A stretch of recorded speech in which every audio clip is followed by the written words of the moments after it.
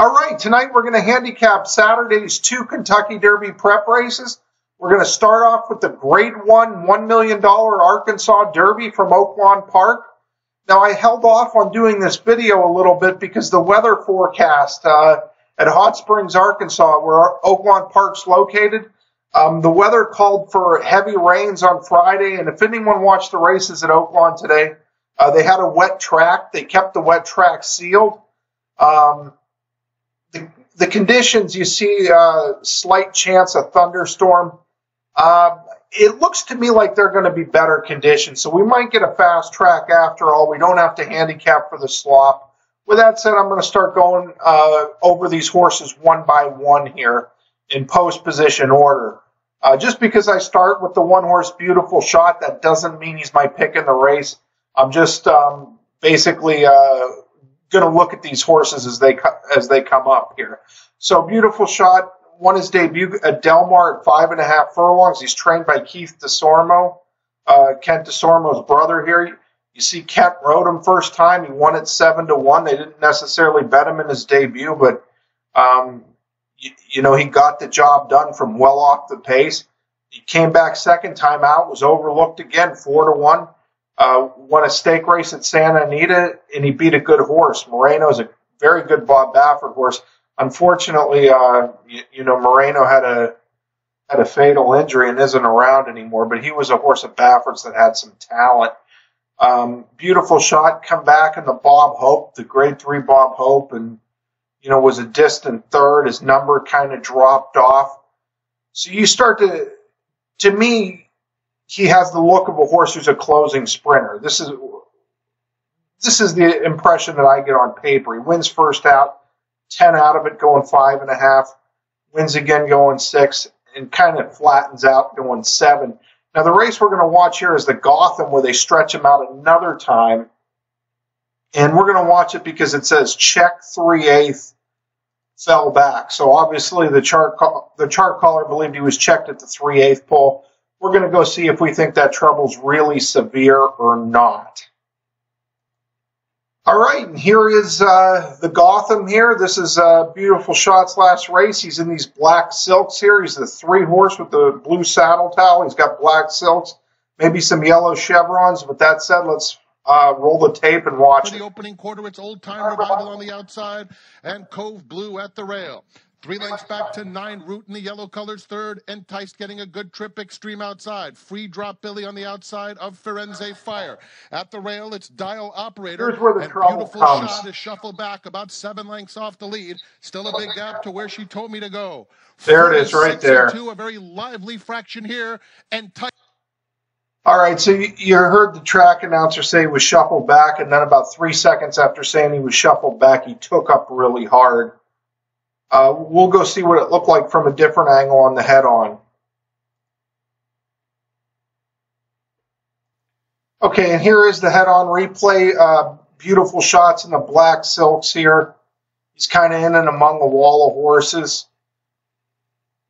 Kind of getting pinched here. We don't get a good look. This is kind of the blind spot in the camera, but you definitely see it there. I mean, he was taken up pretty hard.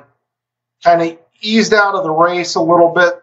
The rider, let's see if the rider completely quits on him or if he rides him out after this. It looked like for about an 8 there he was quitting on him, but you're supposed to make an effort to the wire if the horse didn't get hurt. So there is, yeah, you see the rider give him a couple cracks of the whip, and he's riding him out to the finish. All right, we did our due diligence there on Beautiful Shot, looking to see how severe the trouble was. Yeah, the trouble was severe, but it wasn't like it wasn't anything overwhelming. It wasn't the fault of other horses. It was really, he kind of got shuffled into a bad spot, and then Angel Arroyo, who was on him, had to, you know, check really hard and kind of got you know, lost all chance. He kind of then pulled him up for a furlong and you know, rode him out the rest of the way for the judges to satisfy the stewards. But to me, he's a closing sprinter is the look I get. And they're stretching him out for the first time around 2 turns. I mean, this is a sprinter pedigree. We did our due diligence on him, but he is a horse I think we can throw out. The two Machismo is one of these Luch horses. He's owned by Luch. He wears the lime green silks. He won okay in the Fountain of Youth here. You see the pace held in the Fountain of Youth. Promises fulfilled, went wire to wire. Strike Power was second at every call. And Good Magic, the next out Bluegrass winner, was kind of perched off them in a good position and was third at every call. You see Good Magic in italics here. He come back and win the Grade 1 Bluegrass last week. And you could actually see him there because Machismo ran in the Bluegrass too. And he had nowhere near the kind of luck Good Magic had that race. Now, he was ridden by Jake Radosevich, you see here. I won't show you the replay of this race, but I did watch it, and I did think he had some legitimate excuses. I mean, he had some, you see it says came out start. He had some traffic trouble, and he was basically sent wide into a fast pace. He was wide on both turns. I wouldn't say it was a real fast pace, but you see +3, +2. I mean, they were moving along 47 and 2, and Machismo didn't have the start he needed and was kind of rushed along. Jake Radosevich was all in on him in the far turn, really didn't ride the most efficient race, and he backed out of it, was beaten 20 lengths. He had a trip in that race. I think you can throw, from watching the race, I think you could draw a line through that Bluegrass. I'm not too crazy about him coming back in a week and him shipping, on 6 days rest, he comes back and he ships from Keeneland to Oaklawn for this race.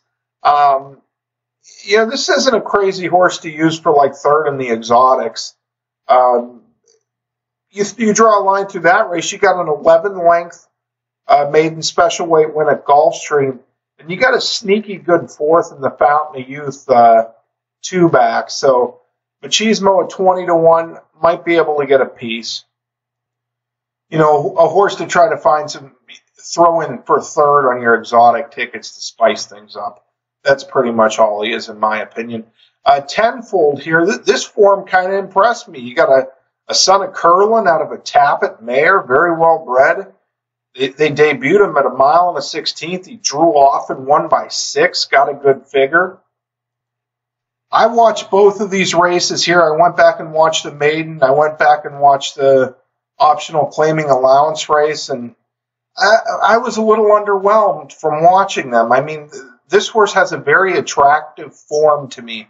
On paper, at 10-1 with a form like this, as well bred as he is for good connections, very attractive. But when you go back and watch the debut, I mean, he didn't. There was nothing really hard about his trip.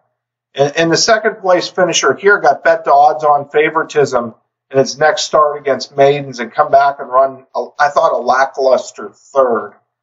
So Tenfold, come back in a non-winners of 1 optional 75 at Oaklawn the following in his following race, and I was underwhelmed with this race too. I mean, Navistar and Plainsman were going out. He had just fell into a perfect stalking position under Santana. He made real hard work of it to win by a neck at 3-5 odds. I mean, he was odds on and just absolutely grinded it out. Now, Navistar is a pretty solid allowance horse. It's a Todd Pletcher horse. Plainsman's in the race. You can see Plainsman's down here. Plainsman's nothing too special. He's 30-1 on the morning line. When I saw the form in this horse, and I kind of got excited and thought there was something to work with.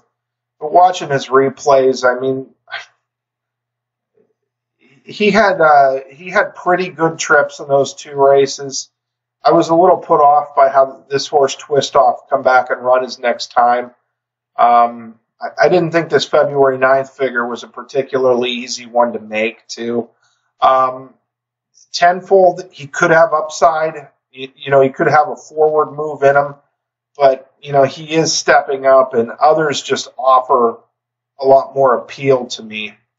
And I only say that having watched these 2 races because, if there's 3 minutes to post and I look through the form, this horse looks good on paper to me. You know, very good pedigree, very good form, undefeated, good connections.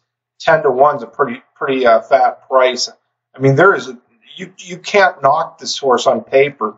You just have to watch those 2 races, and I thought I was a little bit underwhelmed by him. Moving along, the 4, Dream Baby Dream.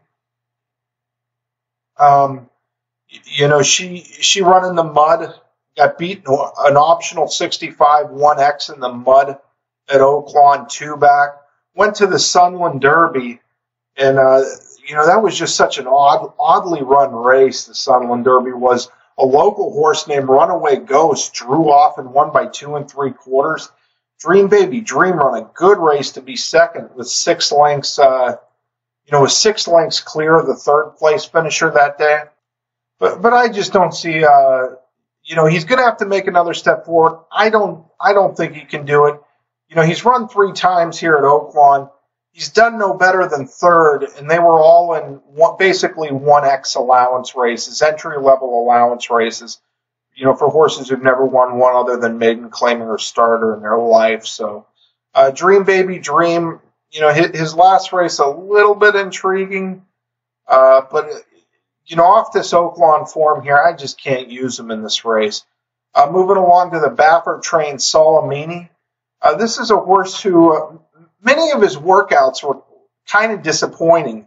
The 3rd place finisher in the Wood Memorial, Restoring Hope, who was a recent, you know, maiden winner, had been out working this horse. They worked together a couple times, and Restoring Hope just completely toyed with him. Now, Solimini's most recent work, he worked with a really good 4-year-old of Baffert's.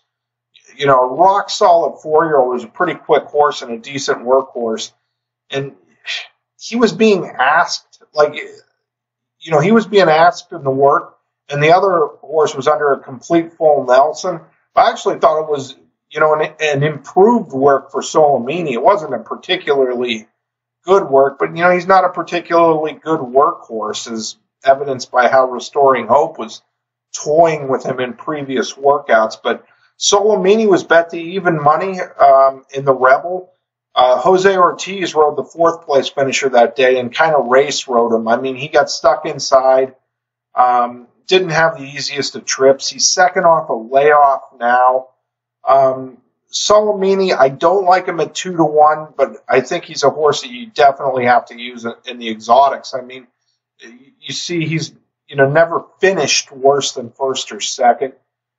He was second to Bolt d'Oro in the Grade 1 frontrunner second time out. Second to Good Magic in the Grade 1 Breeders' Cup Juvenile.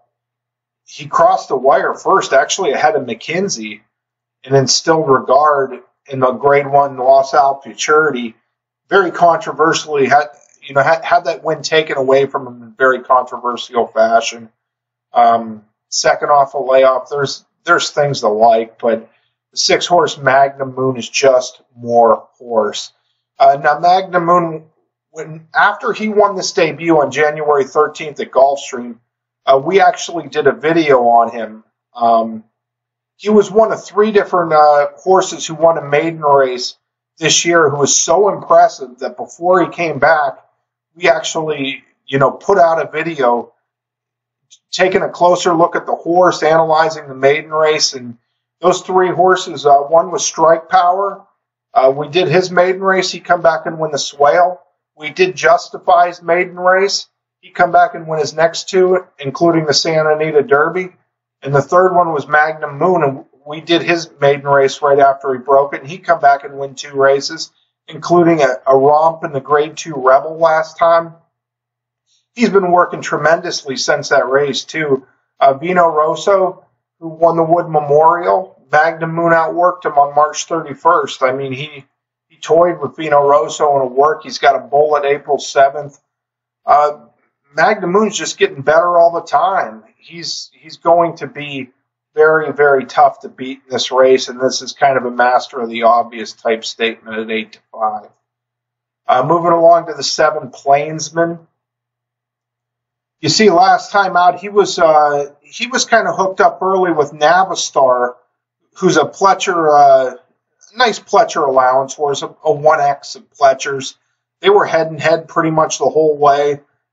Tenfold, the Steve Asmussen horse who's in this race, the 2 for 2, that Victor Espinosa picked up. Tenfold was in a beautiful stalking position, and, Plainsman was the first to back out of it.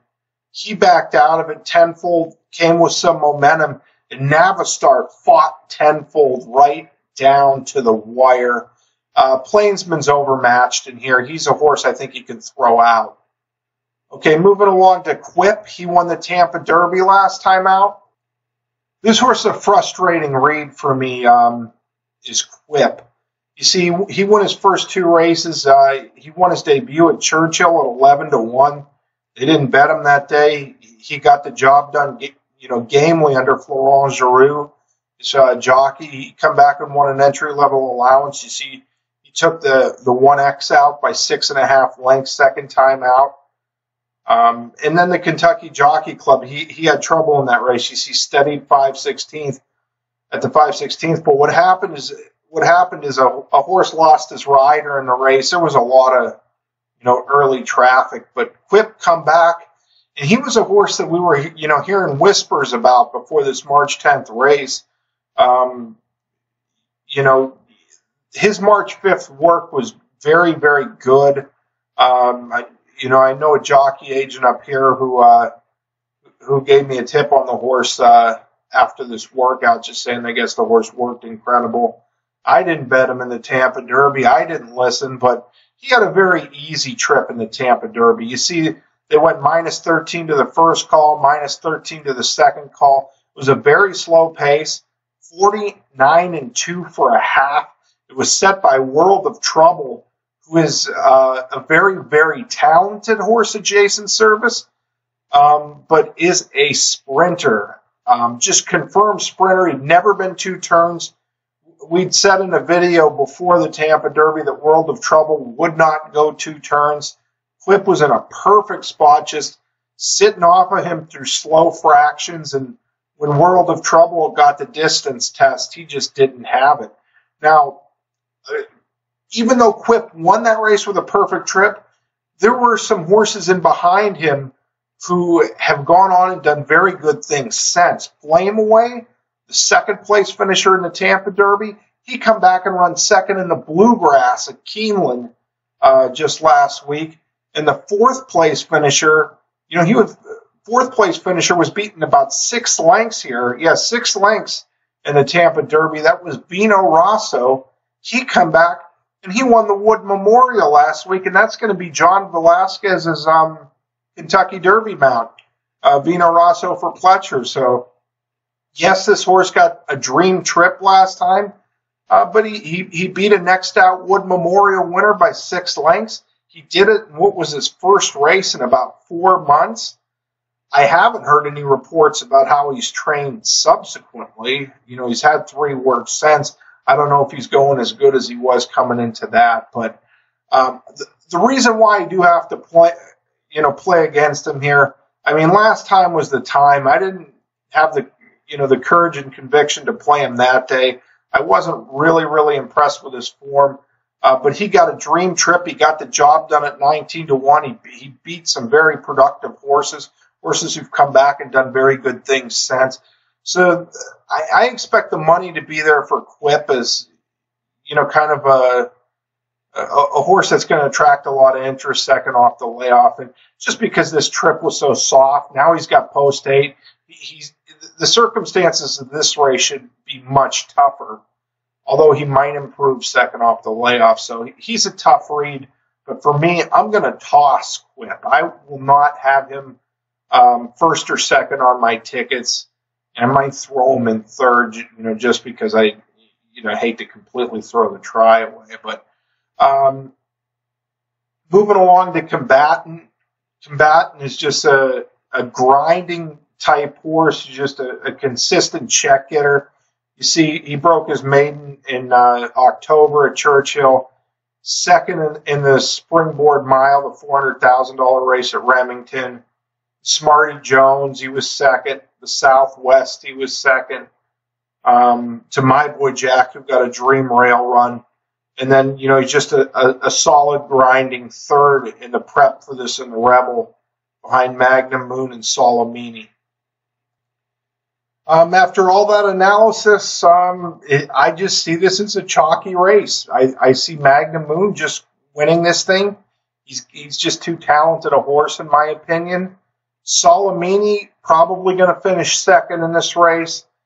And Combatant, basically a repeat of the Rebel. You'll see it chalk out. If there's one horse in the race to spice things up on your exotic tickets, make it Machismo. Maybe throw him in, throw him in for third, or you could throw him in for fourth in the superfecta if you want to try to hit a straight superfecta. But I almost didn't do this race just because I didn't think there was too much value to it from a betting standpoint. It's just a Captain Obvious type race, in my opinion. Very logical. Got disappointed, when I looked at Tenfold's races a little closer, but no extremely clever ideas in the Arkansas Derby. I kind of see the race the way the public will. Magnum Moon first, Solimini second, Combatant third, Machismo fourth. Maybe you can throw Machismo in third. If one of them stubs their toe, he can spice things up for the trifecta. All right, and it's to Keeneland we go next for the Grade 3 Lexington. And what you want to know about this race is there is all kinds of early speed in here. You see the one horse, Battle at Sea, goes to the lead. His last two races straight to the lead. He went wire to wire in both of them. He won the Crescent City Derby at 7-1. He's got the rail, so he's got to go. They can't get cute and rate him. And he was plus 20 at the first call, plus 18 at the second call last time. He has got a ton of speed. Telekinesis, you see here, he had the lead after a quarter mile last time. This race, interestingly enough, was against older horses. Telekinesis kind of caved in last time against older horses. The horse that finished fourth in this race come back and win at Keeneland at double-digit odds, like 11-1 yesterday. It was a Dallas Stewart-trained horse, so it kind of made this race look a little bit better because he was a distant fourth, come back and win at Keeneland and a 1X at 11-1. Anyway, the point I want to make to start is there's speed here. Horse went to the lead twice. This horse went to the lead last time, ran 6 furlongs before that. 7 Trumpets, you go 3 back. He went to the lead in the Jerome. Now they've changed his running style, tried to change his running style up since, but he's a horse that has a little speed. You go down to, let's see, the 5 really doesn't have much speed. The 6 has some speed. You see the 7 furlong, he actually has a lot of speed, this horse does. He went wire to wire in a Grade 3, going 7 furlongs, 22-3, 45-1. He won the Springboard Mile, pressing the pace, and basically a stock and go tactics. Victor Espinosa opted to ride for Steve Asmussen at Oaklawn instead of come here and ride for Adam Kitchenman. This horse is very fast here. That plus 20, plus 18. He was pressing it in second. This horse won his debut wire to wire, going 5 furlongs at Del Mar, and is adding blinkers today. So that's your 4th speed in the race. This horse here won a maiden at Tampa last time out. You see for the second call, he opened up a 5-length early lead. He's speed. So there's a lot of speed in this race. There's about 4 or 5 clear speed horses. It's going to set up for a closer. And the obvious closer in the race is My Boy Jack. My Boy Jack is only in this race because he needs the Kentucky Derby points. He absolutely should win this race on form. Pace sets up perfectly for him. But he's got an extreme outside post position, number 12. He's only in this race because he needs points for the Kentucky Derby. Keith DeSorma was going to try to play it by ear and see, whether or not he had to run him in this race to get the points. He did. So My Boy Jack was kind of a a horse who wouldn't be in this race if it were not for Kentucky Derby points. Essentially, My Boy Jack's supposed to win this race on paper. It's going to set up for him just like it did in the Louisiana Derby. The problem is he's the kind of horse that likes to hang a little bit. He got a dream run up the rail in the mud two back, and he won on the grass. But maybe we could try a back wheel exacta for a betting strategy. Try to get My Boy Jack second. And I'm going to give you a couple of clever horses, a couple of clever horses in here to use on top. One is Telekinesis. Ghost Sapper out of a Street Cry mare. Ghost Sapper won the Breeders' Cup Classic at 1.25 miles. His sire, Awesome Again, also won the Breeders' Cup Classic at 1.25 miles. Street Cry is the broodmare sire of Street Cry, of course. Sired Zenyatta, sired the Australian sensation Winks. He gets two-turn distance horses. So when this horse won his debut going 6 furlongs first time out, got a good number. He was a horse who really kind of got your attention doing that. You see Ghost Sapper out of Street Cry, you expect him to be a two-turn horse, not a sprinter. He come back next time and he faced a real salty field of older allowance horses. I mentioned earlier a horse he beat was 5 3/4 lengths from third to fourth, in the fourth place finisher, who was beaten about 6 lengths to him, come back and win at Keeneland next time at 11-1 odds. And the same thing, a 1x allowance. This was a very tough allowance. I think they're going to change some tactics on him. Castellano's riding him. Telekinesis is one of the horses I would use in the top slot of that back wheel exacta with My Boy Jack second.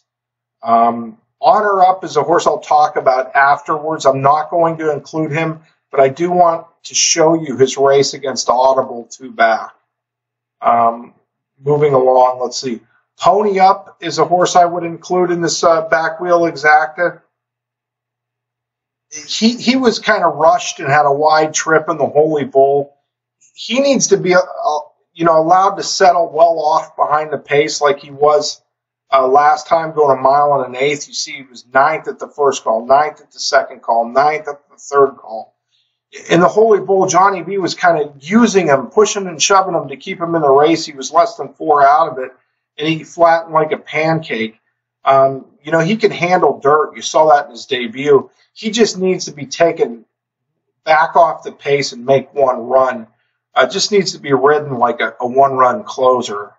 So Pony Up is a horse who we give a shot to win. And the other one is Zanesville, 20-1 on the morning line for Tom Amos. He ran a sneaky, sneaky good race last time. This is a son of Tisnow.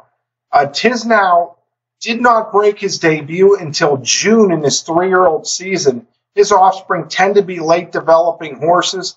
Tisnow took about 3 or 4 races to break his maiden. He finally did it in June of his 3-year-old season, and he took off. He won 2 Breeders' Cup Classics after that. Zanesville, you see here,